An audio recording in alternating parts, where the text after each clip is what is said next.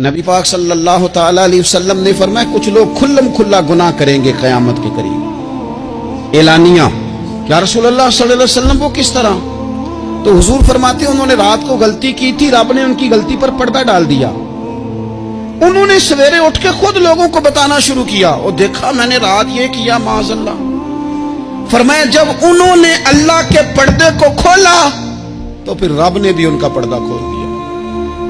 او میرے دوستو بتاؤ نا، جس کے رب پردے کھول دے پھر کون ہے جو اس کی پردہ داری کرے؟ کون ہے جو پردہ پوشی کرے؟ حضور فرماتے اس نے کھلم کھلا گناہ، فخر سے بتاتے ہیں لوگ یہ کرتا۔ میں بڑے ادب سے عرض کروں گا بزرگوں کی خدمت میں جو بڑی عمر کے ہیں، جن کی اب اولادیں ہیں، اگر ان کی زندگی میں کچھ ایسی کمزوریاں ہیں تو بچوں کو سمجھانے کے لیے بھی اس کو ڈسکس نہ کریں۔